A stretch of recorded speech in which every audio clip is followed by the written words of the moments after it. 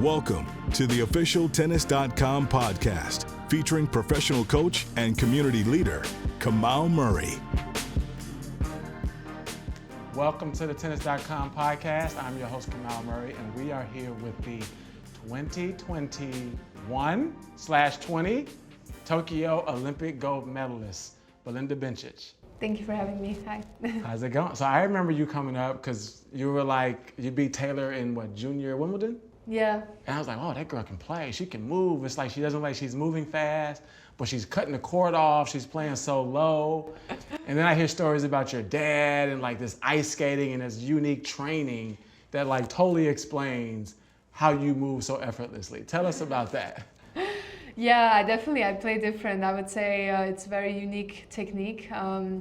And yeah, I mean, I learned this from very small with Melanie Molitor, Martina Hingis' mom, and you know, she taught me this technique, and I think it works really well. I mean, everyone who she taught it was a great player and great juniors, and that's how I came a little bit into this. And I think it's an advantage because I play different. People don't expect it at the start. Everyone's like, how is this working? You know, why? And I think, yeah, it's been great. And now I'm just trying to perfect everything and trying to move like this on clay, which is a little bit of a challenge, but at least I have an advantage on grass court, definitely. Oh, 100%. On grass, it's like, oh my God, please don't let anybody play Bencic that I'm coaching, right? So, you know, one of the things I like to know is when the draw comes out, right? Obviously, there's people who are seeded. You're like, oh yeah, I'm a seed. I don't want to play this person. But there's also like women's tennis is so deep now that like everybody can play. From like 50 to 125, there's good players who can have good days. Who's like the one person, like the draw comes out, you know she's on site, you know she's in the hotel, and you're like, she's not seeded, but you're like, please don't let me play this girl. Who is that for you? I mean, there's a few, and you know, I have the situations a lot. Usually, when I come to a tournament, I play the first person I see. I mean, when I see someone in a hotel, like I just arrive, I see someone, I play that person. And sometimes you have a feeling like, okay, I'm gonna play this person, and the draw comes out, it's like this. But coming back to your question, I think it's Kaia Kanepi. I know maybe a lot of players said it before me, but I think she's the toughest first round draw, and I think she knows it. She's like always fit. She's always ready. Yeah. She hits a big ball. Sometimes you don't know where the ball's going. Sometimes she don't know where the ball's going. But if it goes in, you're like screwed, right? Yeah, I mean, she definitely takes it out of your hands. So you just have to pray before the match, and she will decide if she's gonna win or lose. So you're just a spectator in your own match. So I got another tricky one for you. Okay. Because like, you know, as a coach now, you always scout and you're like, wow, that girl's good. She's 115 in the world. Why is she 115? Who's the best player you know outside of the top 100? Oh my God. That is a tricky one. And maybe they're like 85. Yeah. I mean, obviously the young ones, you know, like the young ones coming up. I think now Linda Frivirtova, she's someone that, you know, plays a higher level than her ranking is, but she's still like up and coming. That's a good one. Yeah. That's tricky. I think when Sloan played her first round in Guadalajara, it was like, this girl's 14. I was like, what? Yeah, it was the younger sister. It was like, and then And as the older player, you're like, no one wants to lose to the baby. Yes. Right? Yes. I mean, no one wants to lose to a young player. I mean, I knew it when I was like the younger player, but now I feel like I'm not the younger player anymore, and now the young ones are coming up, and I'm in the situation where it's the worst one, I would say. But I'm thinking of your question. I mean, it must be someone that's really been injured or, you know, like trying to come back as well. I mean, I don't know. Linda's a good one, though. Yeah. Frivirtova. Yeah, I think so. Yeah, that's a good one outside of 100. Yeah. And she's getting wild cards now. It's like, oh my God, I got to play the kid. Yeah, maybe I would say Anna Konyu. Like, she was coming back and she was outside of 100, but she made a run in Miami last year, and I think she was really dangerous playing outside of 100. Now, so for me, I always root for those kind of players because I want them to get seeded. You know, you want like Osaka to get back in the top 20 so she can be seeded and you don't play her, right? So Anna is one of those where it's like, okay, we need her. We need her to win. Now it's a lot. It's like Andreescu, Halep, Kenin. Yeah. I mean, yeah, you get a lot. I mean, the next slam, for sure, there's going to be some blockbuster first rounds. Right. So you've had the opportunity to travel and been on tour, like you're like a veteran, even though you're still young. Yeah. You're like a veteran because you were so good so young. I hear that a lot. And your dad is like a very famous tennis dad, right? He has like this face and like everyone's afraid of him. And now we don't see him as much. So I'm like, okay, is that a good sign or a bad sign? I'm like, so is he one of those dads now where he's like, when you see him, you know he's coming because he sees something he doesn't like? Or is he like, yeah, I'm just gonna choose the luxurious tournaments right now?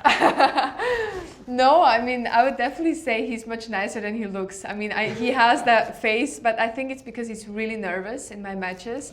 And also before my matches, and yeah, he had that focus face on, and he was like he was having his own like little rituals and everything, superstitions. But no, I mean, I was traveling with him since I'm like a little girl, you know, playing tournaments. So it's really been a lot, and he's been there for all my career, you know. And now I'm like 25, and yeah, I mean, I have a coach now, so he's definitely still involved in my kind of career, but traveling less for sure. And I think he doesn't mind. I mean, he also had to put a lot of energy into like my career and just sacrificing a lot with my mom, and yeah. So when we see him, is it like, uh-oh, the big man is here? Or is it like, oh no, he's just here to hang out for the week? Yeah, I mean, he will probably like come to tournaments, like, but just as a spectator, I would say, and maybe with my mom. I mean, my mom definitely has a better or nicer look when she watches my tennis, but yeah. So when I play, I look at her. So you've traveled around the world to like almost every destination. What's your favorite place? And what's a place you're kind of like, I don't really want to go back there? Mm-hmm. It's a tough question because it always depends on the city or the tournament. Sometimes you love a city, but you hate the tournament. Sometimes you hate the city and you love a tournament. But my favorite city is New York. And I mean, I love the US Open as well, but my favorite slam is the Wimbledon. And I mean, obviously I have to say Indian Wells, but I think that's every player's answer, so it's kind of boring. I really love Tokyo. Oh. Yeah, I mean, not just because of the Olympics, but that was my first tournament or a big tournament where I got a main draw wildcard, and that's the first time I made actually points too, and I played Kvitova in the second round, and I really love that it's so fast there. Like, yeah, so I think Tokyo is my favorite tournament. So what was that like winning the gold medal? Because people say playing Fed Cup is more stress than playing a Grand Slam, right? And so playing the Olympics representing your country, to me, would seem very similar to that. So what was it like to go and get the gold? You know, I always have to say somehow when I wear the Swiss colors, the Swiss outfit, and I'm representing Switzerland, I somehow like, it brings the best out of me. I don't know, I've always, you know, had the time of my life in Fed Cup, really had great results. First time beating someone, just, you know, started off my career a little bit.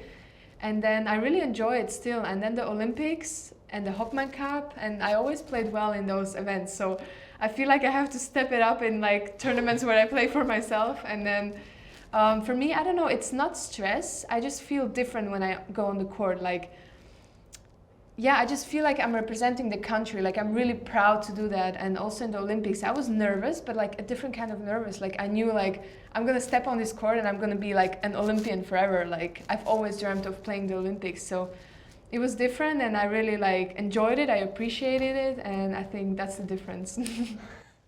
So when you land in the city, right? Everyone has like their favorite food or like their favorite thing to do. Right. You drop your bags down. Yeah. You open up Uber Eats. Yes. What's like the first food you look for? Like, okay, I gotta find Italian, or I gotta find Indian. Like, what is it for you? I'm trying to find Chipotle. Uh-oh. Yes. When I'm in the US. When I land in the US, this is the first meal I have, and probably the last one when I go back. So it's my favorite. And somewhere else, I mean, it's tough to say always. I think the to-go food is Italian food everywhere you go. I feel it's fascinating. Every city you go, they have a great Italian restaurant. And you don't see that with other like cuisines so much. So you were young, right? And you made a great leap, right? I think you were like quarters of a slam at a very young age.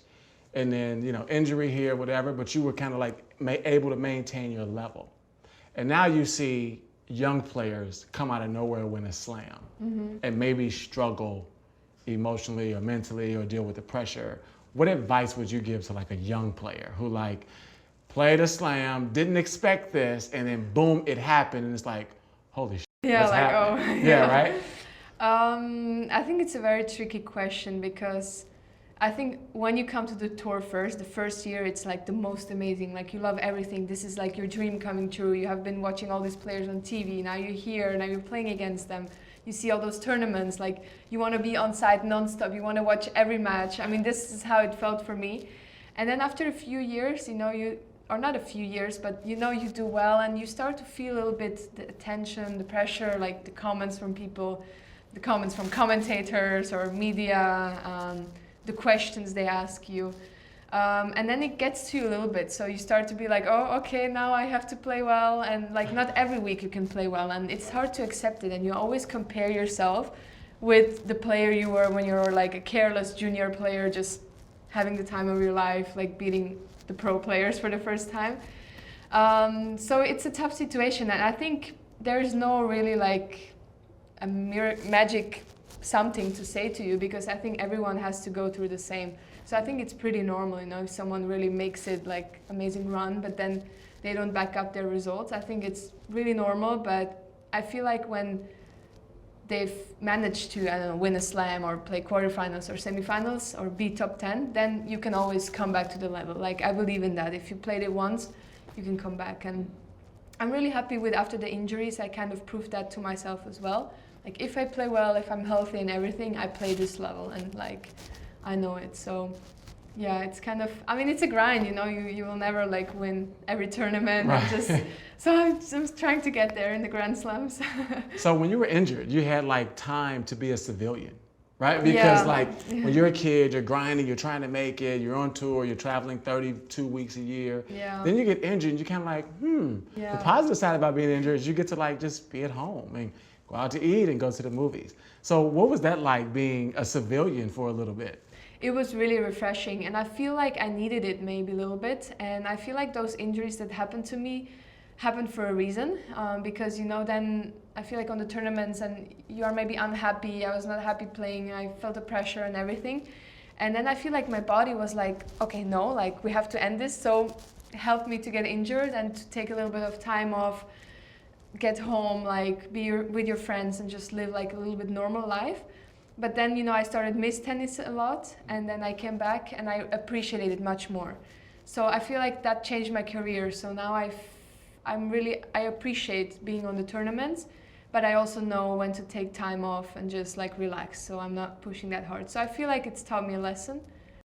So what's your limit now, right? Because now, it's like, okay, 6 weeks on the road and then I got to go home. Or 3 weeks. 3 tournaments in a row maximum. Okay. Yeah, I mean that's my limit. The best would be 2, go back train, 2, go back train, but sometimes it's not possible. Like in Miami, Charleston now.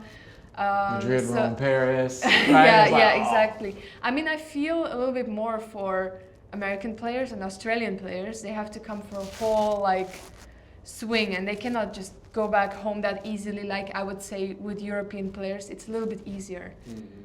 We just have, it was Miami, Charleston maybe, and then Cincinnati or Montreal, Toronto, Cincinnati, US Open, then you go home. So I mean it's tricky, everyone has to figure out, but for me I need to go home. Yeah. So 2 tournaments, 3 at the most, and Bencic going home. Yeah. Don't expect me to play more than that. So last question. So let's just pretend that they brought mixed doubles to the 1000s. Oh, that would be cool. Who, A, would you play? Yeah. And B, who would be your ideal doubles partner? And you can't say Federer. You can't say Rafa. How did you know? And you can't say Djokovic. Okay. I would definitely play. I think it's very fun. And also in the slams, I try to play now. I was playing a couple of times with Polasek, and he's a great doubles player, obviously. So probably I would choose him to play. Or singles player, let's say singles player. None of the top 3, right? None of the big 3. God, who's playing good doubles? Isner. I would take Isner because finally I would have a good serve on my side. Yes. John Isner, there it is. If it becomes a theme, Bencic is first in line. You're like the second person to say that. Oh, yes? Yes. Okay. He's Everybody very wanted. Jack Sock, Francis, Kyrgios. Yeah. But you like straight, organized, sane person. I mean, you like Isner, right? I want to play well, so I need to find a good partner. Well, thank you. This has been the Tennis.com podcast with Belinda Bencic. Thanks for coming on the show. Thank you.